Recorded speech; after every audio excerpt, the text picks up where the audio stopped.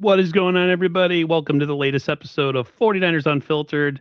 I am Aaron of 49ers First Takes. I am joined by my co host, Mike of SF Goldrush, and special guest, Benjamin Camperman from the Camper Report.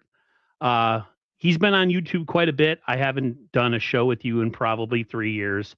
But he's going to join us today for the next hour or so. We'll talk a lot about the Aldon Smith situation. None of us have really reacted to it, at least online in this capacity. So, we're going to do that. It might touch a little bit on the Ayuk thing if it seems right. I don't know. I'm starting to feel like it might not be emotionally right for us to talk about that guy after talking about Aldon Smith, but we'll see. But everybody, how you guys doing? Great, man. Great. Glad to have Benjamin on and add another wheel to the wagon here. Yeah, thanks for having me. Aldon Smith we'll get to the official topic, but I will say that he was like my first introduction to Niners football because when he was really big, I was like 5 years old. He was my first memories. That first 49ers Super Bowl team was like my first memories of the 2012 Niners Super Bowl team was my first memories of the Niners and kind of my fandom. And so I'll let you guys lead off with this one because I don't even really know I wasn't really a huge in tune fan. And I wasn't really online during that time and really keeping huge track of him, but he was my first memories of the Niners. So Mike? Yeah, I mean, I'm rocking the 99 today in memory of Aldon Smith. He was definitely one of my favorite pass rushers. I just remember vividly watching that show Game Changer when he was coming out to the draft, and it was him and I think Steve Mariucci was hosting it, and they were doing a pre-draft interview, and I think Warren Sapp had him do like some workouts or whatever. And they had another prospect. I think he went to the Bills. I can't remember the guy's name, but he was like the top prospect at the time on the defensive line. I think he played more defensive tackle, but they were kind of bickering back and forth. And I just remember like, who's this Aldon Smith guy? Because he's like, I think I'm the best defensive player in this draft. And I'm like, damn, who the heck is this guy? Like, I'm like, I've never even heard of him. And his attitude was just so positive about himself. And he's like, yeah, the only reason why I didn't perform at this level is I got hurt or something in college, and that's the only reason why. But he had a basketball background, and then when we selected him in the draft, I was like, oh shit, that's the guy that was on that show. And I'm like, that's pretty crazy because I thought there was some better players available. He wasn't the big name, and yeah, he just instantly became a superstar. And it was just so incredible to watch. I remember hearing reports from training camp, them talking about the one-on-ones when he was going against Joe Staley, and everyone was like jaw dropped and in awe of like his power, his pass rush, his wingspan, just his ability to get to the quarterback in camp against the best left tackle at the time, Joe Staley. So, I mean, man, what a talent! What a talent he was. Yeah, it's really unfortunate too because he's been through a lot of stuff in his life, dealing with a lot of things, and so you hear people get back on their feet and they're doing well, and then to have something like this happen to him was not something I expected to see. Um, it's funny that 2012, 2011, 2012 season was a special time for the 49ers, as we all know, because we had been bad for so long. Yep. And to have someone, a fresh new star of that era, that's what he was. It was like he was like the next great Hall of Fame 49er level player. And it's unfortunate that that era of 49ers football only lasted like 3 years Quick. because of Harbaugh and Jed York and stuff. But he was an amazing player. Just could have been generational, and it's Yeah. really sad. So the story first of all, I want to put this up on screen. So he was at like an outreach program. I don't know if it was like for kids that exactly the situation, but like underprivileged kids or people in a hard situation. Delivering pizzas. Um, and then the story goes he passed away not too shortly after. So I got a little bit of the information here. It says on June 13th, 2026, Aldon Smith joined a longtime friend Amir Shazar to deliver pizzas. What does it say? The Cham Deliverance Ministry in San Jose to serve the homeless. And so they did that. And it says in the article or in the bite, sound bite or paragraph, whatever, that he was feeling somewhat. They said he was somewhat lethargic, like he looked lethargic or he was acting lethargic. And then it says after the event here, it says that after the charity event, Smith and his cohort, I think his name is Shazia, I don't know, stopped at a gas station and then went to his friend's home in Los Gatos. He went into the house, his friend, to get something. And when he came back to the car or the truck that he was in, Aldon Smith was kind of like slumped over, mouth open, kind of shaking and not responsive. And as we all know what happened. So could it be anything from a medical emergency, Mike, to who knows what? And like, I am not going to speculate because I think it's like super disrespectful to speculate. And I'm not even going to comment really, with my mental health stuff because we just don't know. We have no idea what happened.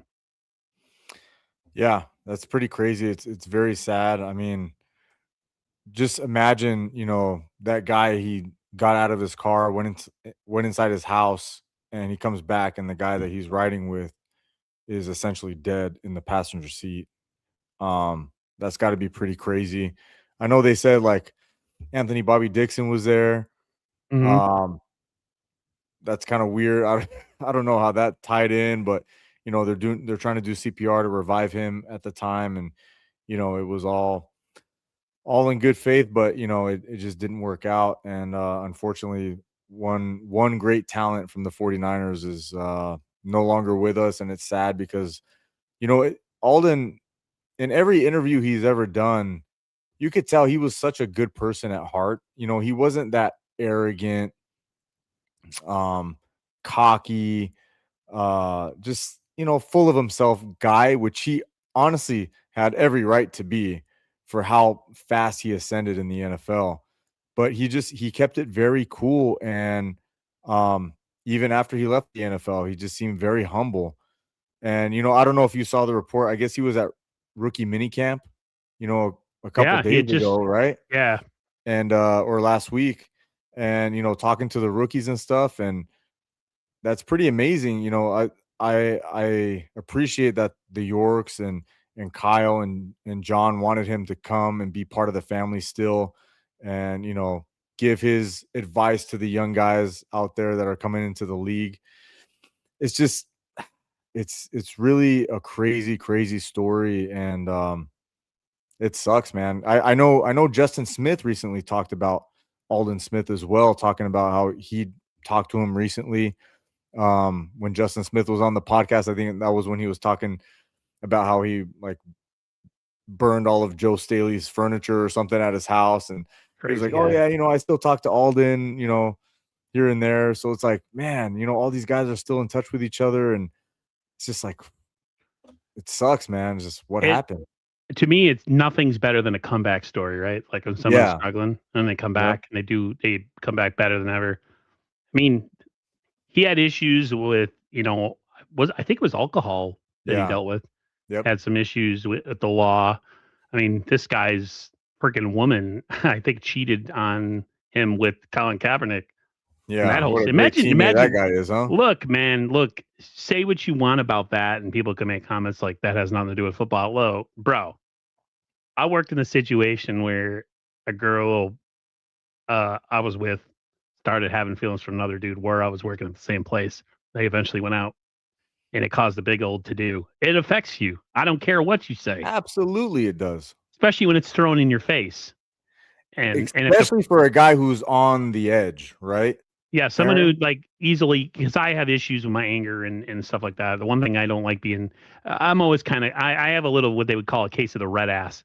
Doesn't take much to set me off. So like, I'm fighting that demon to not let that come out, and I'm sure he had that same problem. And like, Absolutely, that's like a slap in the face.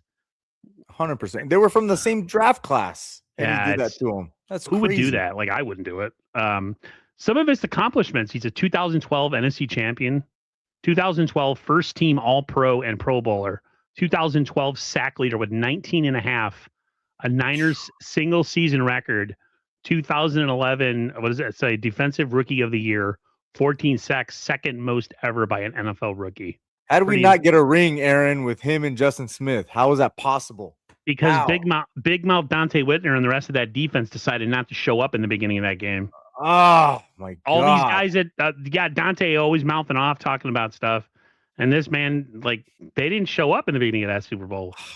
And Joe, remember, Justin Smith was hurt too, so yep, I know that was he that playing situation. with one arm. Yeah, and they were like a perfect combination with each other. As far real quick, the guy that was here, Benjamin, for some reason he's having technical difficulties, so he hasn't returned. I really wanted to get his observation on this. This is a video somebody released, kind of soft music on it, just kind of shows some highlights. So I'm going to play it because I think it's, it's respectful. Yeah, I saw some stuff with like some rap music and this and that. I'm like, it doesn't really fit. I'm not putting that on screen. It just didn't seem right. So, but there's that. Oop. Let's tab this thing.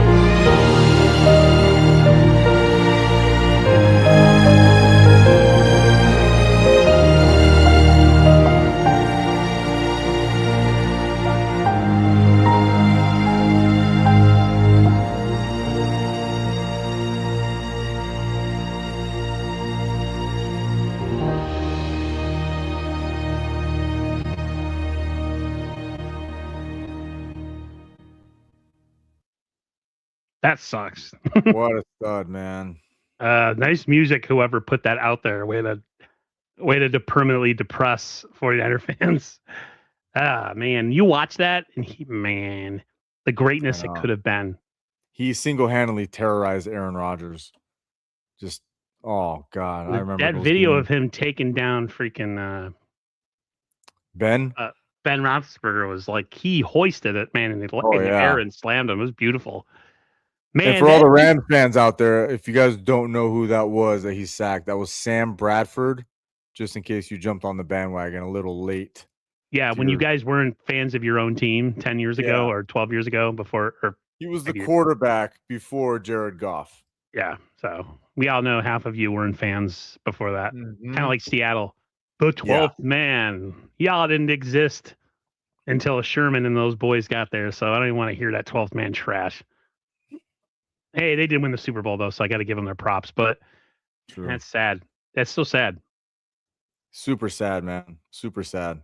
And the crazy thing is, I'm sure you remember hearing when Trent and Joe, when they said, who is the hardest person there was to block, and they both said it at the same time, and it was Aldon Smith. It's just like, this guy was an absolute monster on the field, and the Niners had a chance to have their next, generational pass rusher, and just things didn't work out, unfortunately. And he had his inner demons like everyone does, and just unfortunately his took more control of him than other people.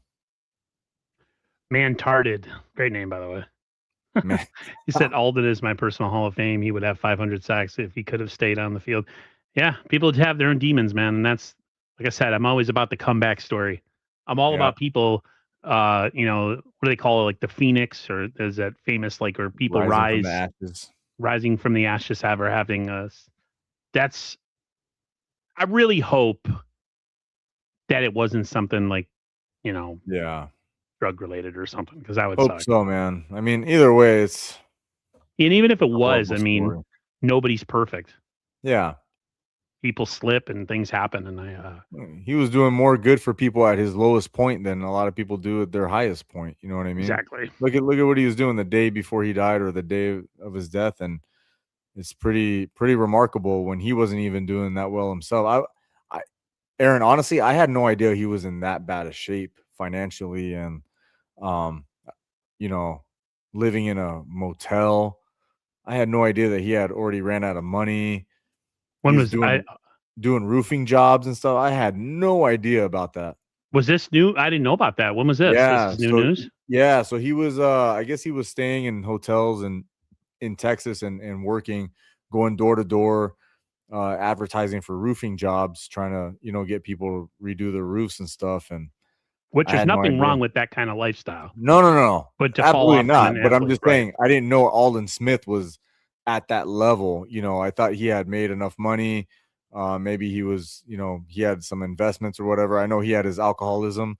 That's one thing, but people can still function and deal with their money properly. But I guess he ran through all of his money, and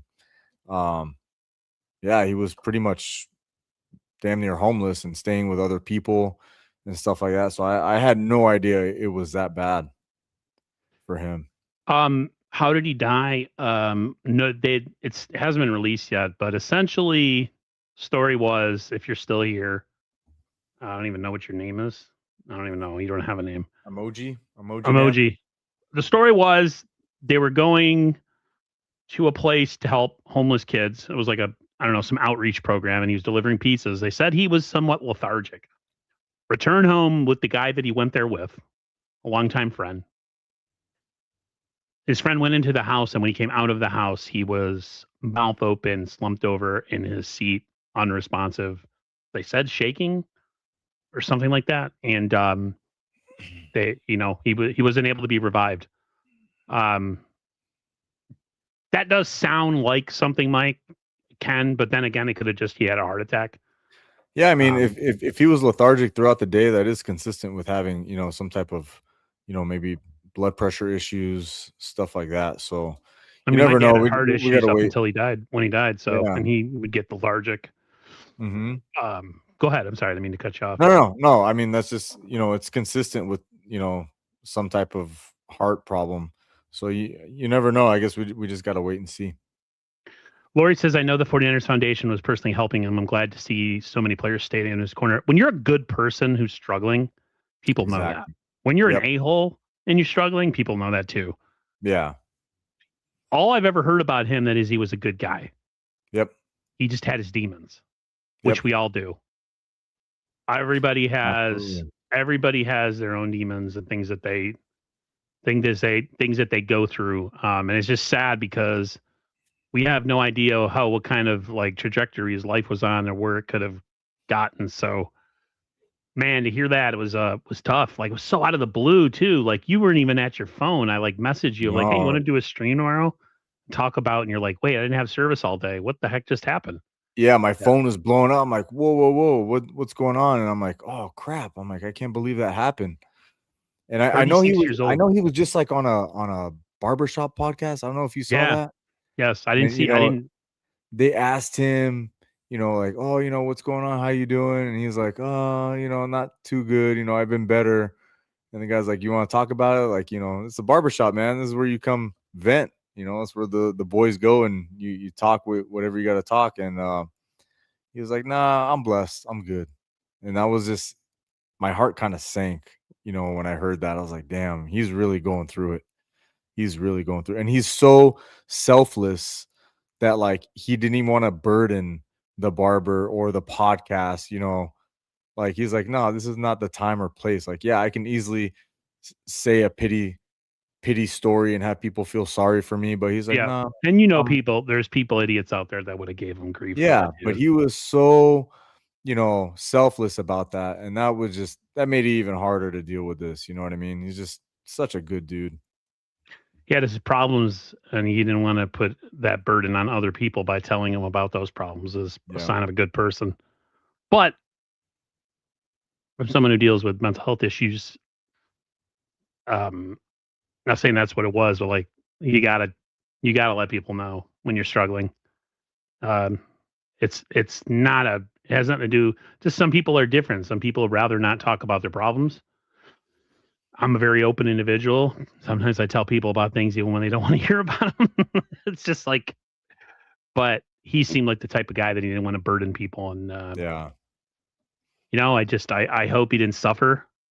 I hope it was a quick situation where he was just with us at one point and then gone the next. Yeah. I would hate to think that he suffered, because if he did, that sucks, because he didn't deserve that kind of ending. It just sucks, man.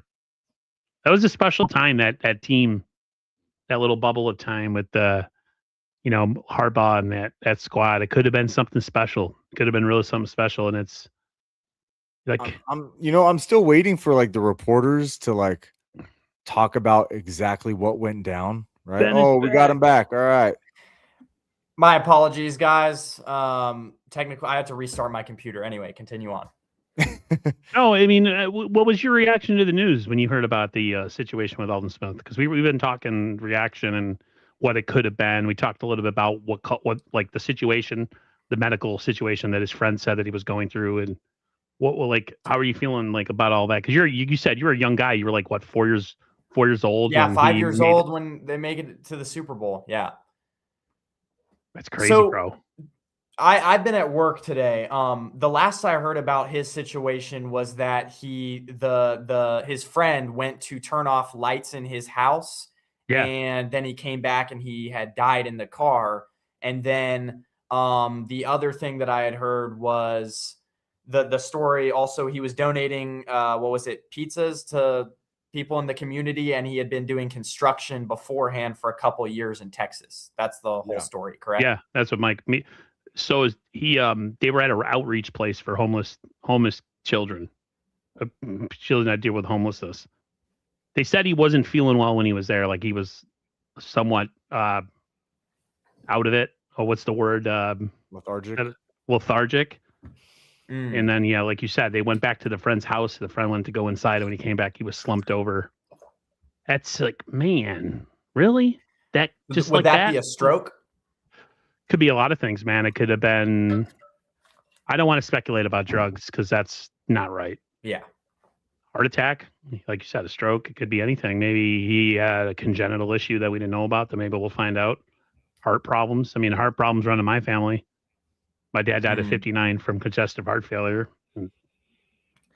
It's not out of the realm of possibilities. Anything is possible. It's just I hope it's not something where like, it's drugs or something, because then that's not that it changes anything for me, but like then it's like you think about it, it's like, man, it was avoidable. You know what I mean? When it comes to drugs or alcohol, it's like, oh, it was avoidable. When it's something that like you can avoid and it's just like a medical situation that happens, and you feel, I can't say you feel less bad, but when it's something that could have been stopped by just not doing a said drug or whatever, that's when it sucks.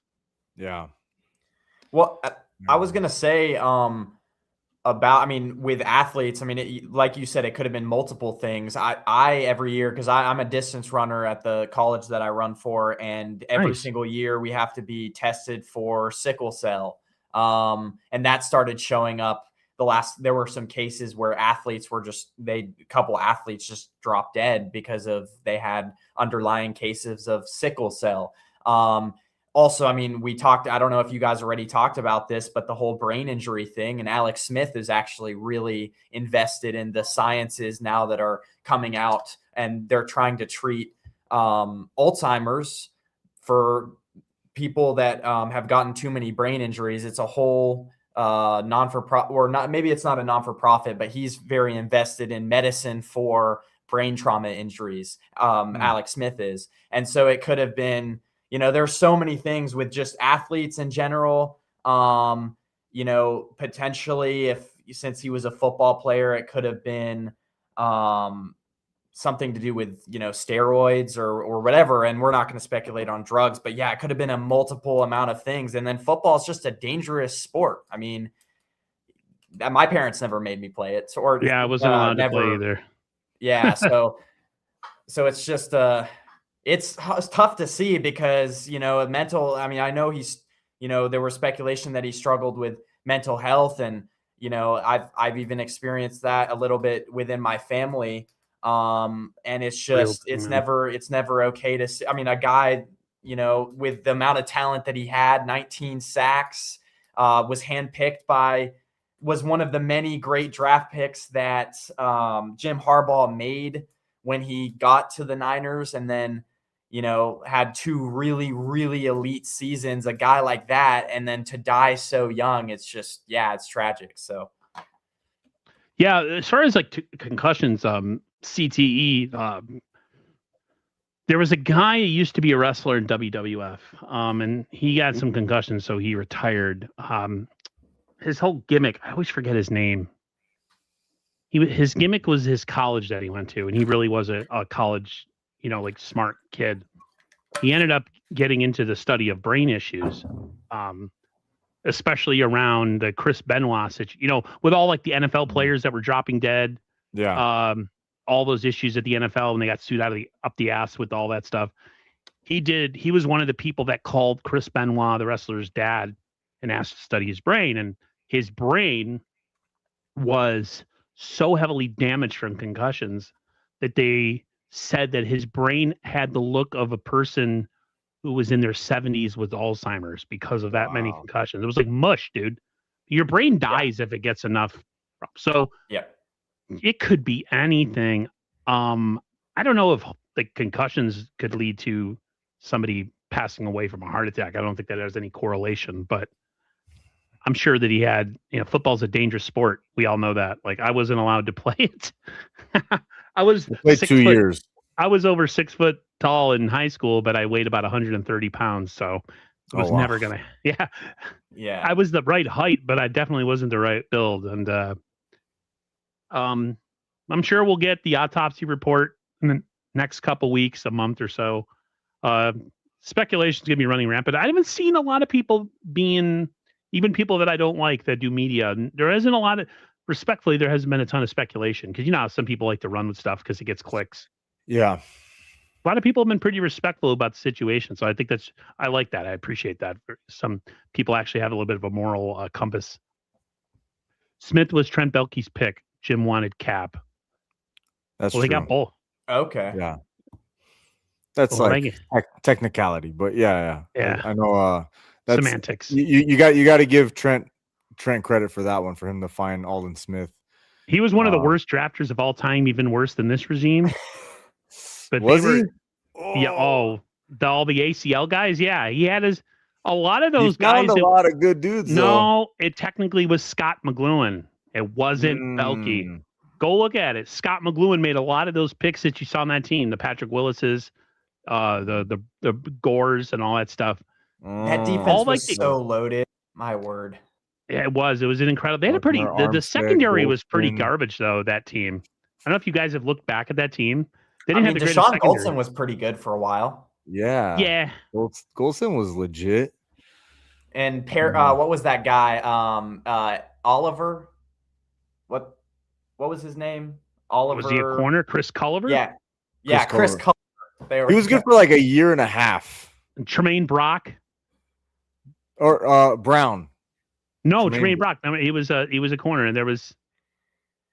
I don't know. Terrell Brown. I'm thinking Terrell Brown. There was Terrell Brown too, and then there was the dude, Carlos Rogers. Yeah, we traded for him, right? Yeah. I think he was from Buffalo. Yeah. Oh man. It just sucks, man. It's an unfortunate situation. I don't want to transition, but we might. You go from someone beloved in 49er history to somebody who's not really beloved by anybody but the Commanders fans right now, and that's of course our friend of the program of everybody's podcast lately, Mr. Brandon Ayuk. This fucking guy again, Aaron. Okay, so I know he released a video of himself dancing, but I think from the last time we talked, Mike, the last time we talked, I don't know if he had released the one where he was talking about the Niners are going to get that belt and all that other stuff, and then of course he released the video talking about they mad because they stupid because they paid him. Yep, for doing nothing, which is Ben, great. I'm sure the 49ers lawyers are like salivating at that, right? Right, and all he has to do is show up. The longer he doesn't show up, it's better for the Niners financially. So, well, he has to submit his paperwork to be reinstated first before he can even show up. Right. What do you think of all the whole situation, Ben? You're a young guy. I've been around a lot longer, so I've seen a lot of crazy athletes. I said this yesterday when I was doing a show, and it's a team. I mean, if you look at it from a team game, this isn't even, because I was seeing something that Grant Cohn said, and I do still listen to his podcast, but I was seeing something that he said. And what'd you say? I said to each his own, right? Yeah. I was still listening to, so I was listening to that, and he said, this is going to drag into the offseason. They should just cut him. He's a little bit of a cancer. He's going to start becoming a story that you don't want in the locker room. And I actually disagree with that, because the thing that, growing up playing team sports, I played basketball. And if you make yourself above the team, that's one thing. Like, you can hold out against the Niners. You can, negotiate like Trent Williams, like Deebo Samuel said. But as soon as you make yourself above the team, like a guy like Devondre Campbell did a couple years ago, and you make yourself above the team, anyone who's played team sports knows that's just probably one of the only no-nos that you will make. There's a lot of no-nos, but that's one where it's like, I don't think it's actually going to be a big story in the locker room, because everyone knows this guy drug it out to something that it never should have came to this point. It just not showing up to rehab, and then whatever the Niners might have done against him. There were a litany of other ways you could have handled this to not make yourself look like, can I cuss on this show? Go ahead.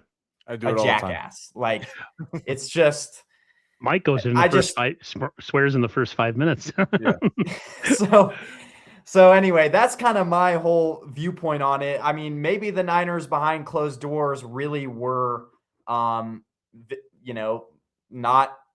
super professional to him, whatever. But if you listen to even the guy Alex Boone talk when he was in contract negotiations, the Niners they'll bring up stuff about your performance, your play in contract negotiations, and maybe Brandon took that to heart. But that's fair. It's negotiations. Yeah, exactly. So I think he took it a little too far. He took it extra. And now I don't even know if the Commanders are going to want to pick him up, because you're now dealing with a guy who hasn't played football and probably won't play football this year at a high level. And once you're out of the league for like 2 years, I would love to know the stat of players that return after 2 years and are still playing. And that injury that he's coming back from too. Oh yeah, terrible. That's that injury is up there with the Nick Chubb injury that he suffered with his. He blew everything in his knee. Ayuk. Yeah. And Nick Chubb. The other thing too, guys, is remember Adam Peters and John Lynch and Kyle, they're friends. And what Ayuk is doing to the 49ers is ultra disrespectful. And to have somebody on another team go and pick up this guy after what he just did to your former employer, right? The team that gave you your stepping stone to be a general manager in the NFL. I think that's kind of a slap in the face to John and Kyle as well. If Adam Peters was to go, hey Ayuk, you're safe over here, buddy. We'll take you. Dude, no. There should be a gentleman's agreement. Look, bro, this guy disrespected us. He's doing things the wrong way. This cannot set a precedent in the NFL for someone to act like this. He literally stole millions of dollars from us, and he's bragging about it on social media, flaunting his cash, laughing about it. Aha, you know, I only had to show up for this much and you pay me all this money, blah, blah, blah. Like, that's really disrespectful. And you would hope the NFL, I mean, at least the inner circle of people who've worked with each other closely would be like, you know what, we're not touching that guy out of respect to you guys. You know what I mean? The thing too that totally lost my train of thought. You would think about Ayuk, I would have everything to say. I'll return to that if you guys want to keep going. I totally forgot what I was gonna say. And I was gonna they can keep him on the roster as long as he doesn't report correct until like 2027.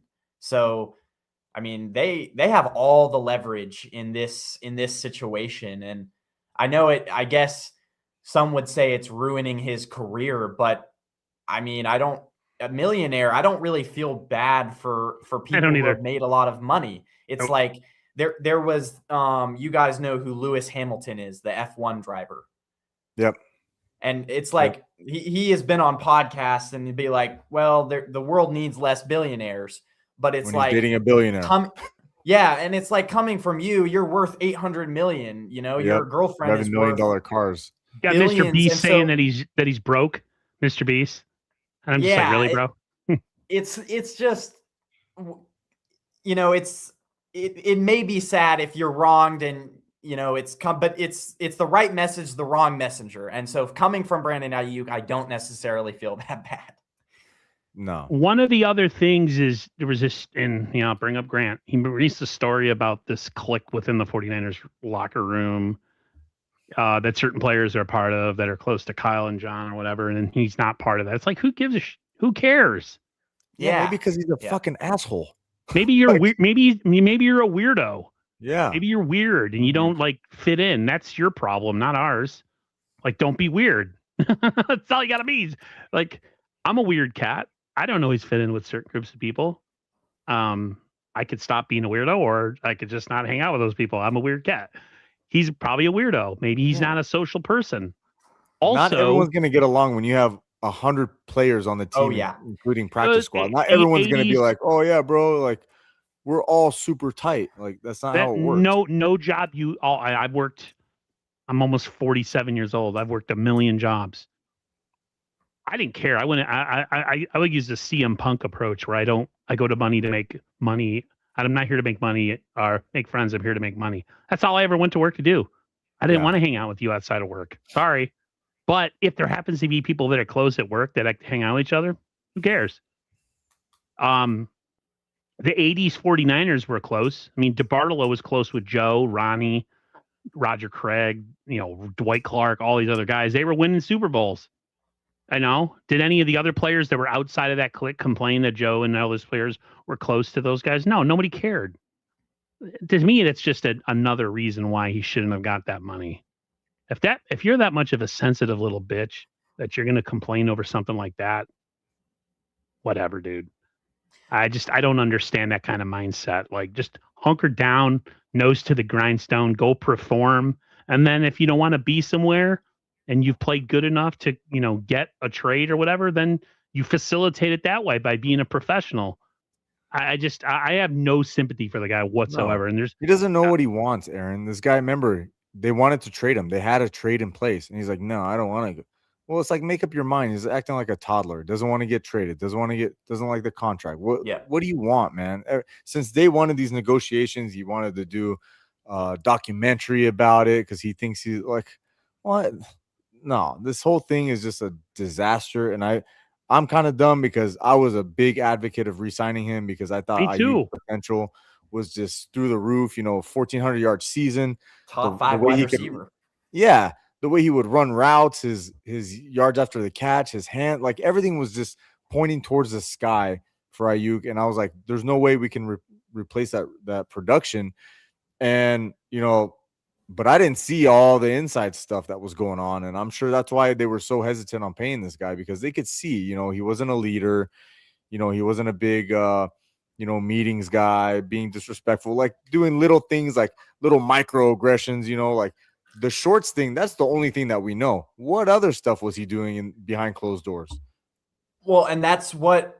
Sorry, I mean, if you to cut you off, but that's what I'm saying. It's like, as I know, I'm starting to know this more and more as I'm following, college teams and being in locker rooms to certain teams. It's like, as a journalist, you really don't get like maybe 10% of the picture of what's actually going on.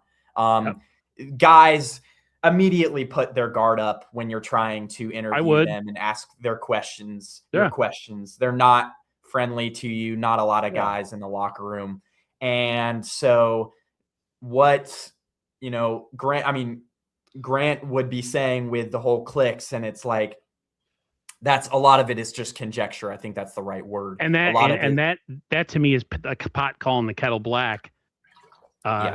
In his defense, you don't know what goes on. Like, Grant puts out stories he's a clickbaity kind of guy. Like, I wouldn't be I'm like, I hate to say this, but if I was an athlete, he's not one person I would want to talk to. I'll talk to the Matt Barrows or the Mayokas or, other guys, even Larry Krueger. There's certain people, like you said, my defense would be up if I know somebody's going to take a story and spin it and try to create some sort of headline for clicks. Like, I just rather not talk to that person. That's why certain players are very guarded when they talk to a guy, say, like Grant. So I totally understand. So, yeah, I'm sure one of these days someone will write a book or something will happen and we'll find out the whole story about BA. It's not going to happen anytime soon. No. And they're going to continue to do whatever they want, and I'm glad. People are like, oh, they need to let him go. The Niners are being petty. No, they're not. I love how the Niners aren't even putting out statements. They're not talking about it. Like, because everybody, it's nothing to them. Like, don't give this thing life. Like, he wants to act like a moron. Let him do his thing and let him, like, project his attitude and his behavior to the world. They don't have to say anything. They could sit back and be like, look at this idiot, Yep. The Niners are totally in control of the situation. Everybody else is in their feelings. Go ahead. They don't need, I'm going to say this has been providing us great content for the last, 2 summers? Because last summer, it was a big story of how his rehab was going and him. And then this summer, it's like, now, I mean, it's been fun for us because at least it's providing us something to talk about in the heart of June. Yeah, if you have a channel that's searching, it is a click channel. Like, the Ayuk is like the never-ending gobstopper. You know what I mean? Of just content. Well, and here's the thing I'll say is this discussion isn't about Grant, but locker rooms need guys like that. I think because they need pessimistic journalists. It makes it spicy. It makes it interesting. So, yeah. I don't mind anybody that's trying to get how do I put this? Like, I like people to ask the hard questions as long as it's coming from a good place. If it's coming from a good place, I respect it. If it's coming from a place of, you're trying to create controversy or whatever, because the saying from wrestling back in the day is controversy creates cash. I mean, there's more than one way to skin a cat. I just think the thing with Ayuk too, I remember we were streaming last year. It was me and the Cover 3 guys, me, Sterling, and Dre. I was bitching and moaning all of last year, and Dre was getting pissed at me about. I was always complaining about injuries, and everybody that used to watch the podcast is like, "Oh my God, First Takes, all he does is bitch about the injuries, right?" So we started talking about Ayuk, and I was like, "Something's up with Ayuk. Something's not going on around the season." Sterling's like, "No, nothing's going on. It's fine. It's just a blah blah blah." And I'm like, "No, Sterling, something's going on behind the scenes." And then we get the story at the end of the season of exactly what happened. And I was like, I knew it. Because it was like, there was nothing.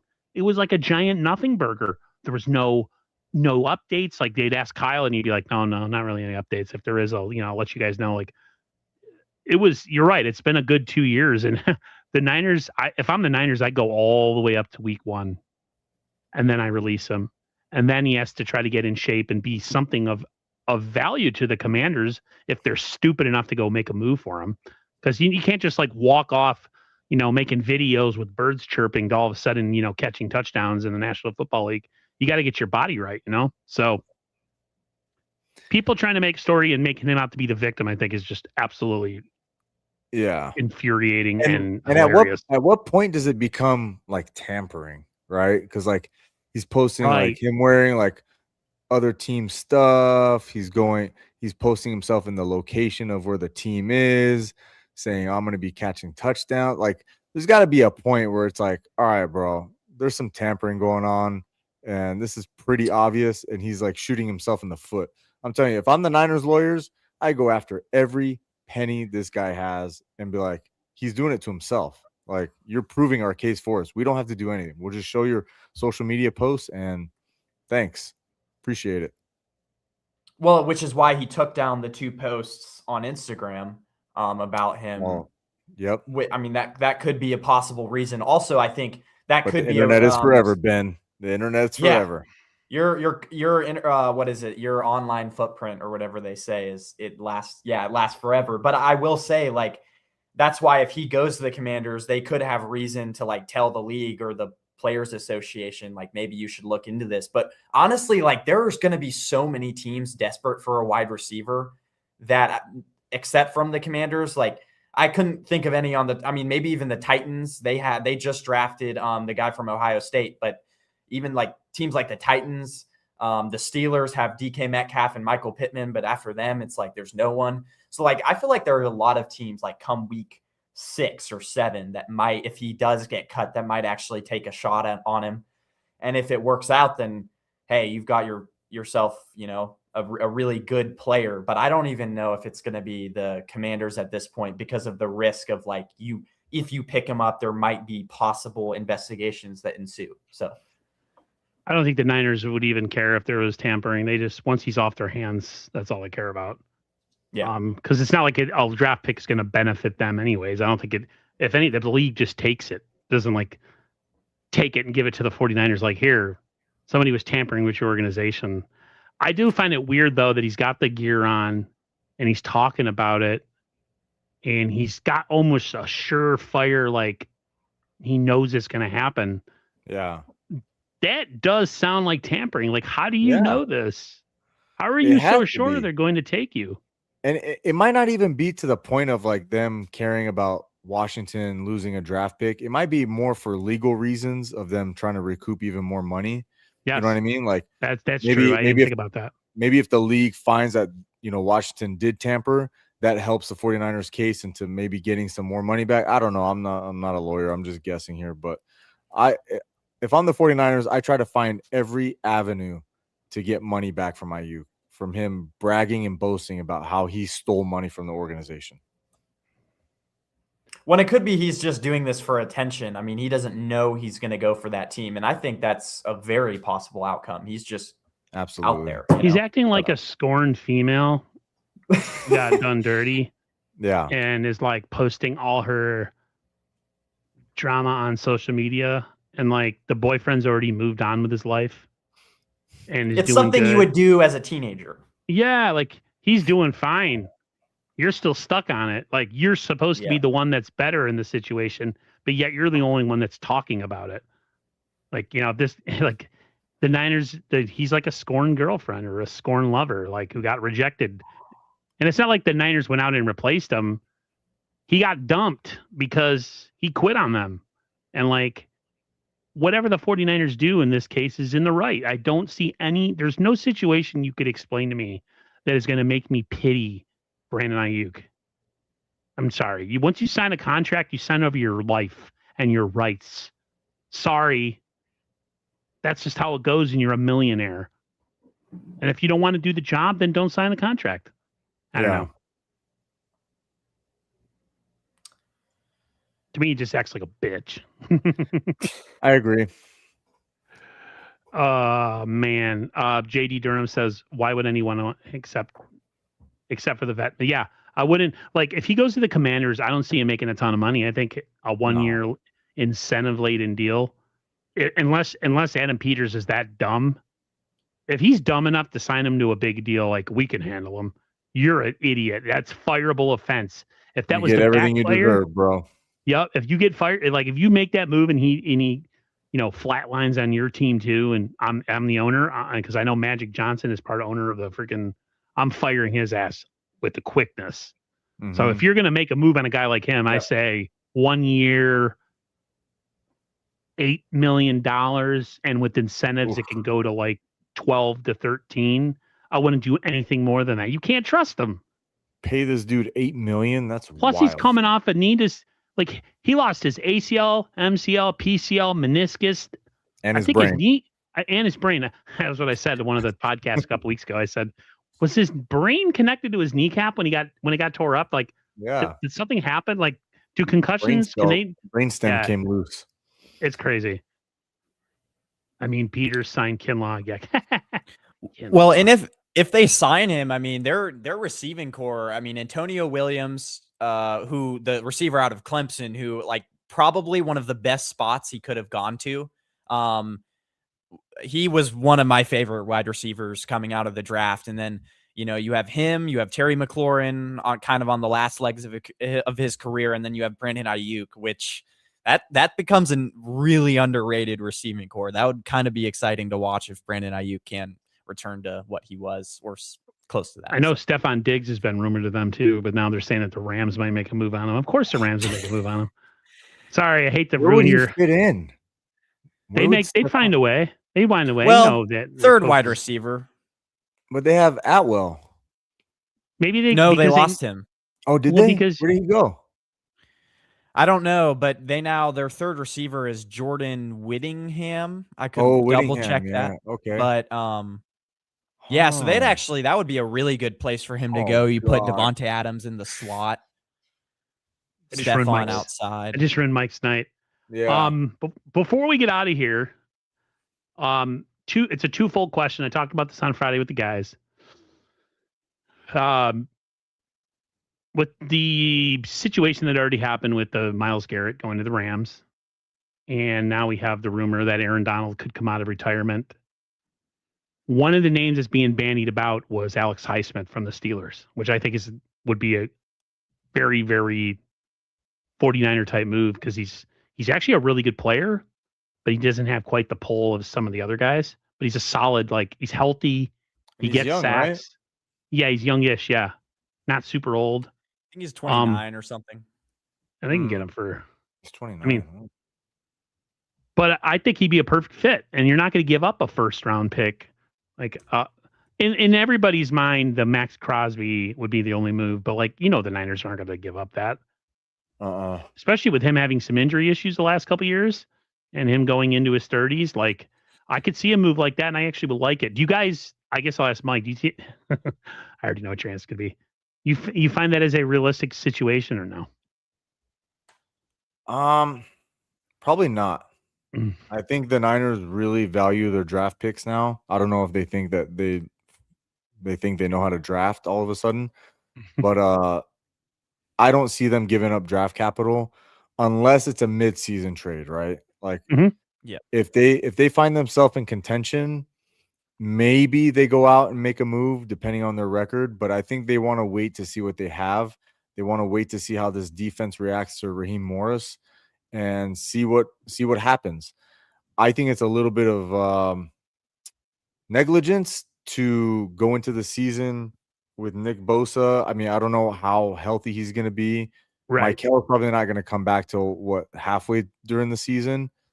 And who are you going to use on that bookend on the other side? You're one Nick Bosa injury away from being in the exact same situation as you were last year. Yep. And these rookies that we from last year, even Collins, West, Mikel, all three of those guys, they're not pass rushers. You know what I mean? They're not there to get the quarterback. So you're relying on Cam Sample, Sam O, Keon White.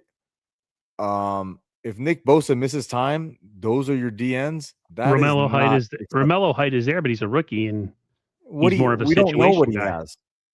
That's an absolute gamble, crapshoot, and you're expecting him to come in and generate pressure and sacks and all. That's a tall ask, right? So I think you can't really go into the season like that, but I think they are. I really think they're going to go into the season like that, and I think a move for Highsmith would be a mid-season trade, and depending on how they are, how their record is during that time. How would you feel about a move like that? Would you be okay with a guy like Highsmith? Yeah, absolutely. I think he's a young guy. He's proven. You know me. No Even big if it's injury history. not a big injury history, he's got a motor on him. I would So the Niners welcome are it. out. Yeah, yeah, exactly. But I would welcome a move like that because you know me. If they're drafting in the first 3 rounds, they're probably flushing that pick down the toilet anyway. So, What about you, Ben? Here's the thing. I wouldn't blame them if they aren't aggressive because the Niners aren't the only team. I mean, they have so many other holes. I mean, we're probably going to go into, I talked about this last night. We're probably going to go into week 1 with no George Kittle, a huge tight end hole. I mean, that's defensive end isn't even the biggest hole. Tight end is, I mean, Tonjes is great, but he is not a blocking tight end. And then behind Tonjes, it's rough. So, and Tonjes, you got to help block Myles Garrett too, by the way. Just throwing that out there. Well, and that's the whole thing with the Myles Garrett trade. It's like week 1, now baby. they've got Braden Fisk. I actually should pull up their depth chart. I had it pulled up, but their defensive line is going now. Their defense is very new, like especially their secondary none of their secondaries really played together. You got a really bad linebacking core though, so there's that. Yeah, I mean it might look okay week 1, but the Niners, I don't think they're expecting to contend. It's like you're actually seriously talking about Connor Colby being a real possibility for this team.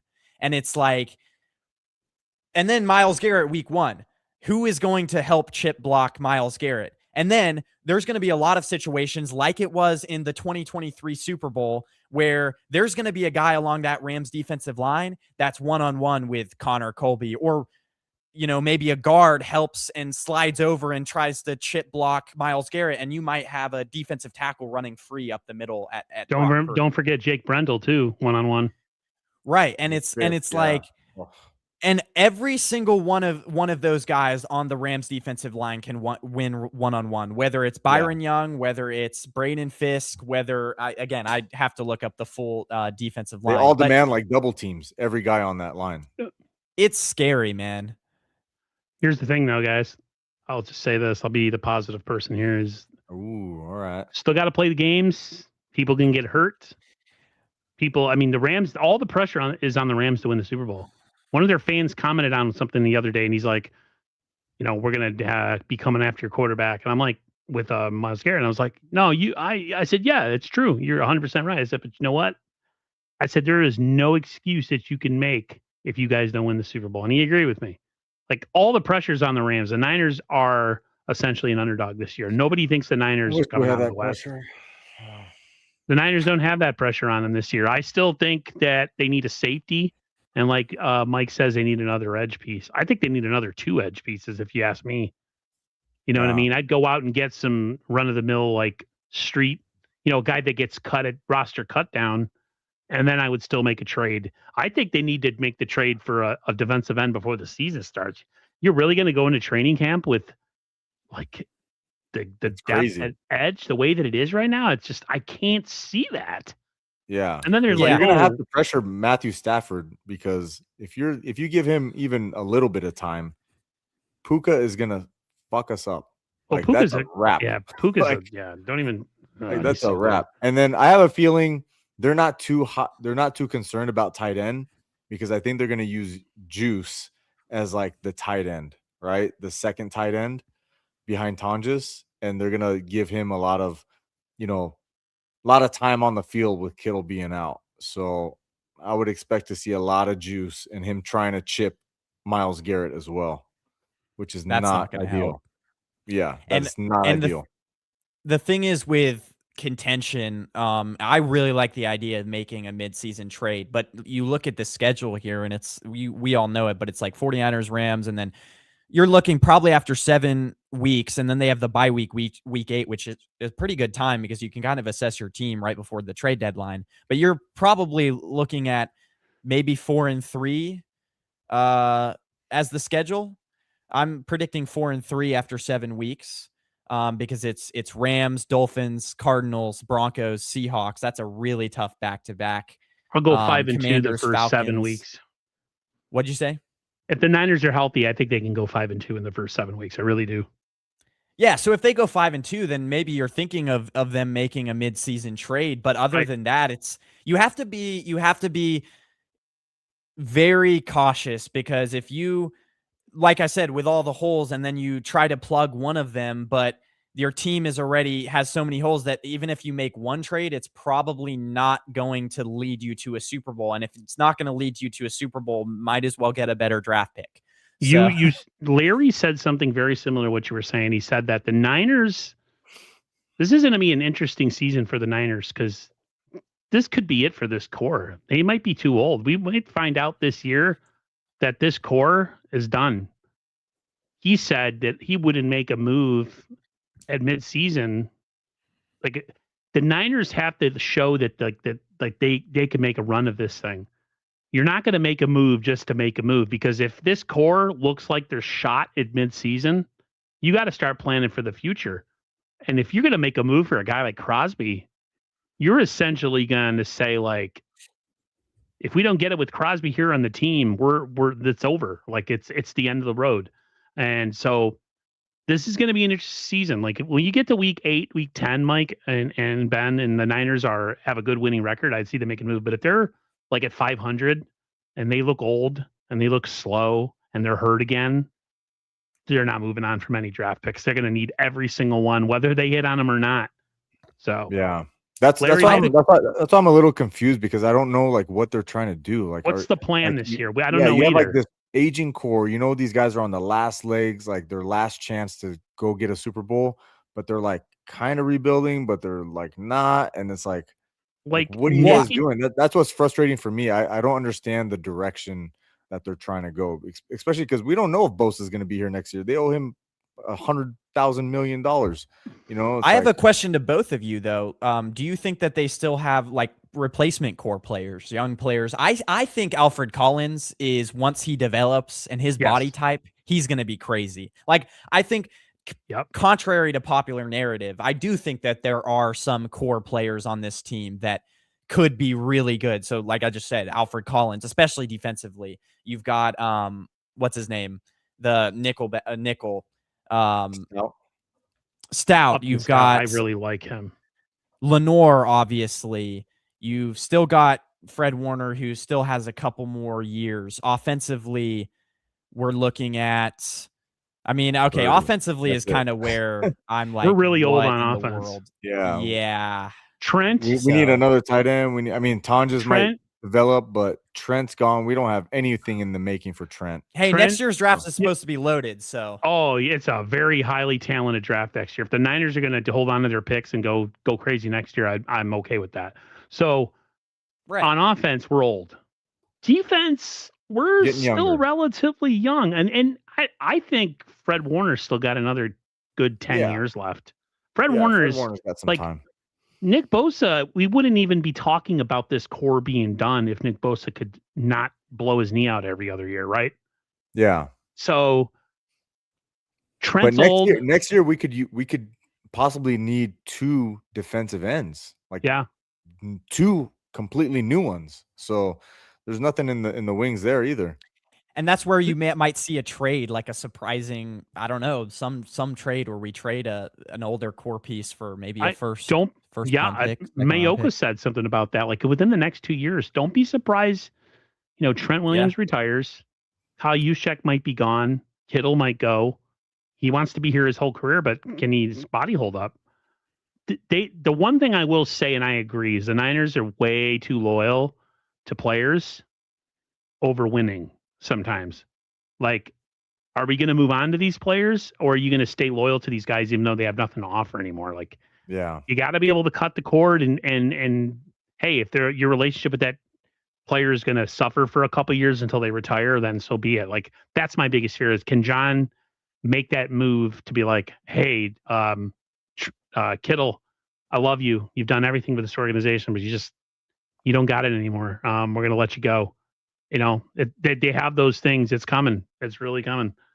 The rent's coming due, and they got to pay for it eventually. So this is going to be a crazy year. They could either 2 ways. They can be competitive and be in the mix, or they can be what you said, a team that's struggling to get into the playoffs and then we got to have another whole discussion in the next offseason of like, is this a complete rebuild or whatever? So, but they want to find a defensive coach that can stay there for at least like 3 years too. Right. And I know the linebackers coach, what's his name?